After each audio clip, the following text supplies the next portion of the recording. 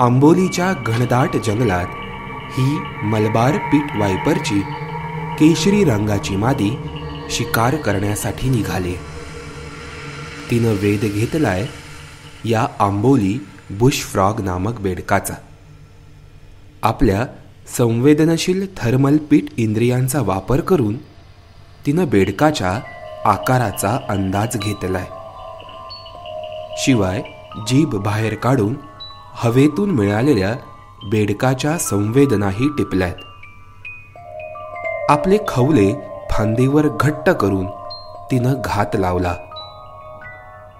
आवाज देण्यात व्यस्त असलेल्या बेडकाला वेळ दिला आणि अचानक हल्ला करून काही सेकंदातच त्या बेडकाला आपलं लक्ष केलं. सह्याद्रीच्या वर्षावनांवर मान्सूनच्या सरी बरसू लागल्यावर इथल्या वनात मलबार पीट वायपरच्या या हालचाली दिसू लागतात आणि त्यांचे विविध रंग आकर्षून घेतात. मलबार पीट वायपर किंवा आपण ज्याला मलबारी चापडा असं म्हणतात, हा पूर्ण सह्याद्री रेंज आणि खाली वेस्टर्न घाट, पूर्ण वेस्टर्न घाटमध्ये हा आढळून येतो. याचं स्वभाव वैशिष्ट्य जर तुम्ही बघायला गेलं तर हा एकदम वेळ घेऊन शिकार करणारा साप आहे. तो बराच वेळ किंवा बरेच दिवस एका झाडाच्या खाली किंवा एका झाडांवरती वगैरे तो शिकारीची वाट बघत असतो आणि ज्यावेळी शिकारी त्याच्या टप्प्यात येते त्यावेळेस तो शिकार करतो.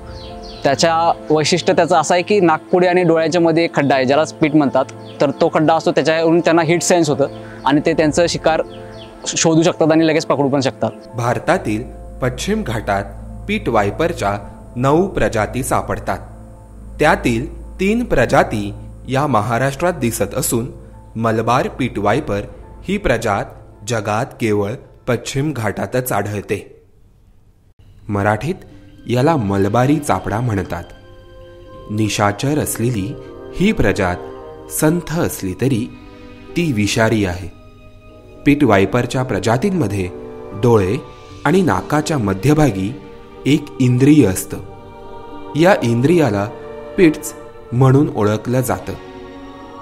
अत्यंत संवेदनशील असणारे हे इंद्रिय या सापाला उष्ण रक्ताच्या प्राण्याचा दुरूनच वेध घेण्यासाठी मदत करतात. खास करून रात्रीच्या वेळी शिकार करणारे हे साप या इंद्रियाचा वापर करून इन्फ्रारेड रेडिएशनच्या मदतीनं आपलं भक्ष्य किंवा भक्षकाच्या आकाराचा मागोवा घेऊ शकतात. या पिट्समुळे त्यांना शिकार करणं अधिक सोयीचं जातं. या इंद्रियांच्या मदतीनं मलबारी चापडा हा बेडूक, सरडे, छोटे पक्षी आणि लहान प्राण्यांची शिकार करतो. शिकारीच्या शोधात आर्द्रतायुक्त जागी, कधीकधी खडकावर तर कधी पाण्याच्या प्रवाहावर असलेल्या फांद्यांवर पहुडलेला दिसतो. वर्षावन, सदाहरित आणि पानझडीच्या जंगलात राहणाऱ्या मलबारी चापड्याच्या अंगावरील वेगवेगळ्या रंगछटा म्हणजेच मॉर्फ हे विशेष लक्षवेधी ठरतात.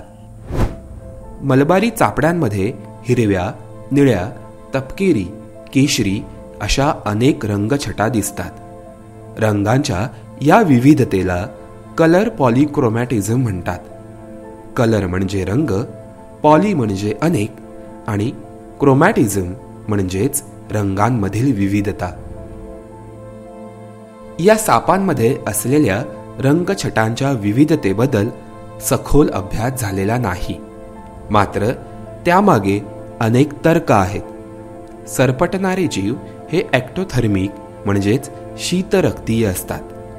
त्यांना आपल्या शरीराच्या तापमानाचं नियमन बाह्य स्रोतांच्या मदतीनं करावं लागतं.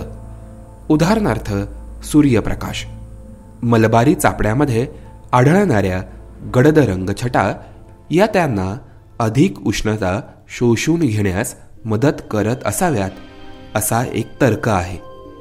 तर आपल्या अधिवासात मिसळून जाण्यासाठी किंवा मिलन काळात एकमेकांना आकर्षित करण्यासाठी त्यांनी या रंगछटा विकसित करून घेतल्या असाव्यात असाही एक अंदाज आहे. निशाचर जीवन जगणाऱ्या मलबारी चापड्याला आता अनेक संकटांचा सामना करावा लागतोय. शेती आणि शहरीकरणामुळे त्यांच्या अधिवासाचा होणारा ऱ्हास हे मुख्य संकट त्यांच्या मागे आहेच. शिवाय रस्ते अपघातातही अनेक मलबारी चापड्यांचा मृत्यू होतोय. त्यामुळे महाराष्ट्र, गोवा, कर्नाटक, केरळ आणि तामिळनाडू या राज्यांमध्ये केवळ पावसाळी हंगामात नजरेस पडणाऱ्या या जीवाच्या संवर्धनाची आता नितांत गरज निर्माण झाली आहे.